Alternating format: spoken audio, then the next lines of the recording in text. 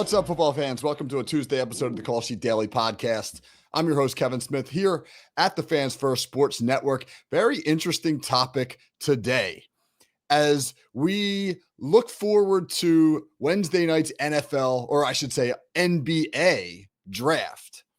And I don't know how many people actually listening will really look forward to the upcoming NBA draft, but it exists. It's going to happen on Wednesday night.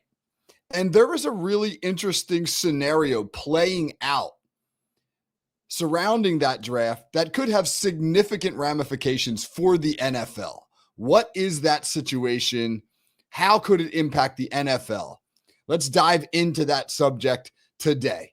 Okay, so the NBA wrapped its season on Sunday night. Oklahoma City Thunder winning the championship, and almost immediately now, they turned their attention to the draft, which takes place on Wednesday night. And there is a consensus that the top two players in that draft are going to be freshmen. Duke forward Cooper Flagg, who's going to go number one overall, and then a shooting guard from Rutgers named Dylan Harper, who's going to go number two. Those two individuals will go 1 and 2 in the draft. The consensus number 3 player in that draft is also from Rutgers. His name is Ace Bailey. He's a big, fluid wing type player, about 6'9", good shooter, long wingspan. He's been compared to Tracy McGrady, if you remember Tracy McGrady from back in the day. Just a smooth player with a ton of upside. But Ace Bailey has taken a very interesting tact or strategy to this draft process, whereby he has pretty much refused to work out for any of the teams who are drafting in the 3, 4, 5 range. That would be the Philadelphia 76ers, the Charlotte Hornets, the Utah Jazz. He doesn't want to play for any of those teams. And he has cited things like geography and what his role would be and how many minutes he might get, opportunity, development, etc. He cited a lot of basketball reasons as to why he doesn't want to go to any of those teams.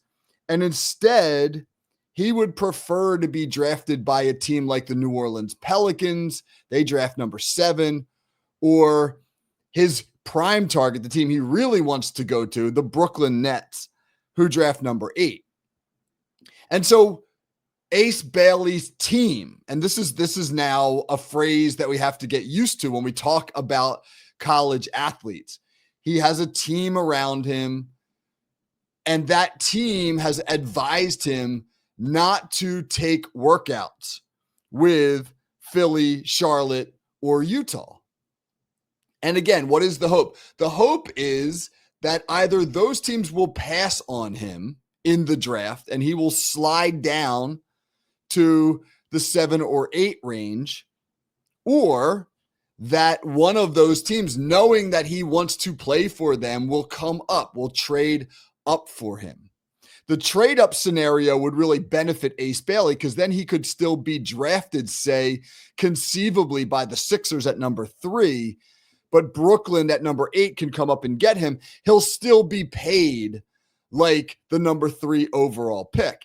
If he slides all the way down to Brooklyn at number 8, if teams get the impression from Ace Bailey, like he's not going to come play for us, he's going to hold out, maybe he'll go play in Europe for a year, something like that, and they don't take him, and ultimately Brooklyn picks him at number 8, that's about a $20 million difference in the total money over your rookie deal.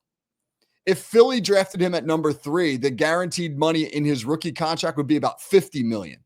If Brooklyn drafted him at number 8, the guaranteed money in his deal would be about $30 million. He would lose about $20 million in that scenario. So Ace Bailey's camp is hopeful that they can maybe get drafted by a team 3, 4, 5, and then a team in the 7, 8 range that he prefers will trade up for him. But if not, he's willing to lower his draft stock to be drafted by one of those teams. It is a curious strategy at best.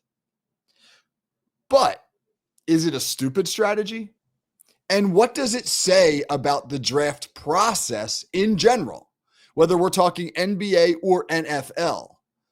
How is Ace Bailey a cautionary tale for the NFL in particular? Think about this. If Ace Bailey loses, let's ballpark a number, $15 million because of this strategy of not working out for NBA teams, of essentially tanking his own draft stock. Maybe it's going to cost him $15 million. He can easily make up that money through endorsements, he already has a couple $1,000,000 in his pocket because of NIL deals. It's not the financial hit that it would have been in years prior, because again, these guys are already putting major amounts of money, 7-figure deals in their pockets at a very young age. Ace Bailey's 18 years old and has already pocketed millions of dollars in NIL money. So it's not that big a deal for him to say, well, yeah, I'll take a little bit less because I know I can make it up elsewhere. I mean, Cooper Flagg, who's going to be the number 1 overall pick, made over $5 million this past year as an 18-year-old freshman at Duke in NIL money. Arch Manning, the quarterback at Texas, made over $6 million. Livy Dunn, the gymnast at LSU, who is a tremendous gymnast. I mean, she's on the national champion LSU gymnastics team. So just to be on that team and a starter on that team means she's a fantastic gymnast. But in the gymnastics world, she is clearly not one of the best of the best. She's not a Cooper Flagg, Ace Bailey level talent. But Livia Dunn has other assets that have made her extremely marketable. And she's got over $4 million in NIL money in her pocket. The NIL money is a game changer, and it's reshaping the way that some of these amateur athletes think about the draft. There was an article out from Sports Illustrated the other day that asked the following question: will Ace Bailey become the NBA's Shedeur Sanders? Suggesting that there will be a massive slide, that he could go from potentially being the 3rd overall pick to maybe even falling out of the first round of the draft. That's not going to happen because teams in the 7-8 range, like Brooklyn or New Orleans, if he actually gets to them, will absolutely take him. He is a top 3, top 4 talent, unquestionably. The better question is, will Ace Bailey become the NBA's Eli Manning? Because if you think back to Eli Manning, back in 2004, when Eli Manning was coming into the draft out of Ole Miss, the San Diego Chargers, the then San Diego Chargers, drafted him at number 1 overall. But Eli Manning and his camp, which included his father, professional quarterback Archie Manning, who played for a long time for a terrible New Orleans Saints franchise, they refused to have Eli Manning play for the San Diego Chargers and ultimately forced a trade. San Diego traded him to the New York Giants, who had selected quarterback Phillip Rivers at number 4 overall. And the Chargers sent Manning to the Giants. The Giants sent Rivers to the Chargers. Both QBs would go on to have sensational careers with their respective franchises. And of course, Eli Manning won 2 Super Bowls with the Giants. But the Eli Manning camp steadfastly refused to play for San Diego. And they cited lots of reasons: organizational disarray, a desire not to have Eli Manning replicate his father's career for a terrible franchise. They didn't want him to be a great player on a bad franchise. And ultimately, they forced that trade. And it is really interesting when you look at the Ace Bailey situation, because power has shifted so firmly in the direction of college athletes that you now have to ask yourself the question, Is this going to become the norm? Is it going to become the norm where players coming into the draft, and I think in particular about the NFL draft, because it's really the only draft that is an American institution. Teams will, diehard basketball fans will pay attention to the NBA draft, but outside of the first couple of players, very few people can name anyone coming into this draft. College basketball, because of its one and done, doesn't develop the interest that college football does. And the NBA draft is loaded with overseas players, European players, players that most American fans have never heard of. There's not that same interest. But the NFL draft is an institution. I mean, I was at the NFL scouting combine in February. The RCA Dome in Indianapolis was packed on the Saturday where wide receivers and quarterbacks worked out. It was packed. There had to be 20,000 people there. That's more than the number of people that show up for a regular season NBA game. The NFL draft generates massive interest.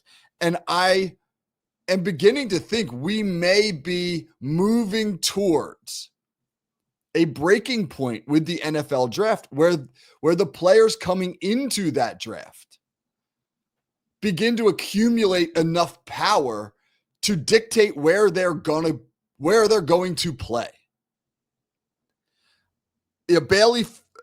Ace Bailey hoping to force a scenario by which he lands in New Orleans or Brooklyn is an outlier at the moment, but for how much longer? Will it work? Will his strategy work? It's very interesting. I suspect it might. I live near Philadelphia. There's a lot of talk in the Philadelphia area about should the Sixers at number 3 draft Ace Bailey, and it seems as though they're not going to. He is clearly at number 3 the best talent and would fit really well in Philly. But they seem to be scared off a little bit by his strategy. And if you know anything about the 76ers, you will know that they have bungled major draft capital over and over and over again for about a decade. And they're probably terrified of making another mistake. And so it looks like they're going to pass on Ace Bailey. Will he ultimately get to where he wants to go? And if he does, will this embolden other athletes to try similar strategies? What about this? I did a show 2 weeks ago on the House versus NCAA ruling, the ruling that now will allow colleges and universities to pay their athletes up to $20 million collectively per athletic year. That's a game changer. That is now essentially saying these are no longer amateur athletes. The universities can put money in their pockets directly. High-level, high-profile players like Jeremiah Smith at Ohio State or Arch Manning at Texas are probably going to earn additional millions from the House ruling. Well, now that the courts are heavily involved, and now that the courts have been overwhelmingly for more than a decade now siding on the side of the free market. Go back to Citizens United versus FEC, the landmark 2010 Supreme Court case that ruled that donating money to political campaigns is protected speech under the First Amendment and cannot be limited. That you may now donate unlimited sums of money to political action committees that can be funneled to political candidates for their campaigns in unlimited sums of money. Elon Musk donated $177 million to Republican political candidates in the last election cycle. You're going to get these types of rulings under the current Supreme Court. Well, at what point does the NFL draft get challenged as unconstitutional? If increasingly the courts are siding with athletes or labor or free speech. And by labor, I don't mean unions. I mean the rights of individuals to maximize their earning capabilities in the free market. At what point do they challenge the NFL draft as unconstitutional? I mean, college athletes who aim to play in the NFL, they're unable to market themselves in order to get the best job and the highest earning salary. Under the draft, they have one place to go, the team that drafts them. They don't have the freedom to shop themselves on the open market to the team of their choosing. It's not a job interview where you decide, hey, there's a job opening. I'm going to go interview at that office in Miami because I'd love to live in Miami. No, if the Buffalo office drafts you, you're going to Buffalo. We have all sorts of antitrust statutes that exist designed to protect consumers from predatory business practices. We have a legendary piece of legislation, the Sherman Antitrust Act, passed way back in 1887.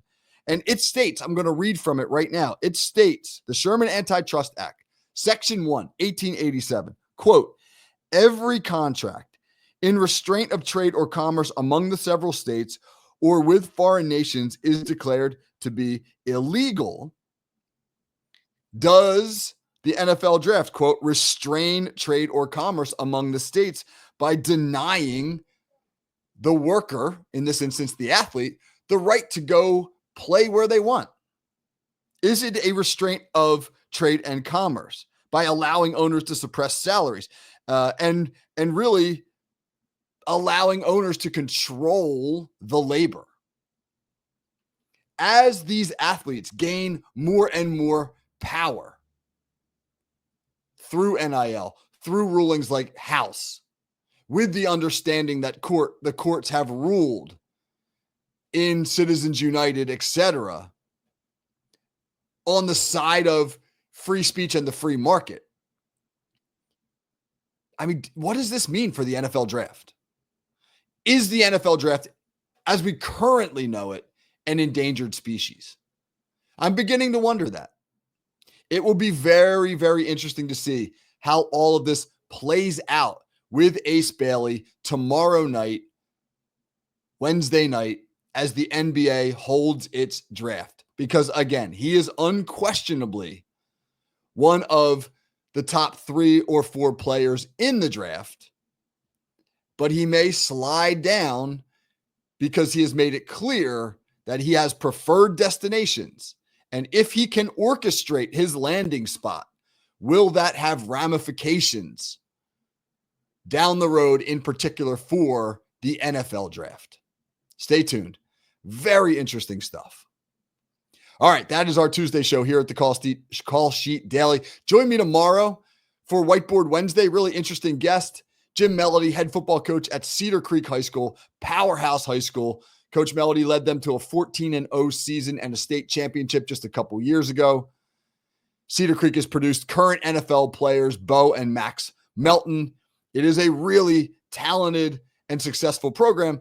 And Coach Melody is going to join us to talk about creating explosive plays, something Cedar Creek is very good at. How do you build explosive plays into your offense?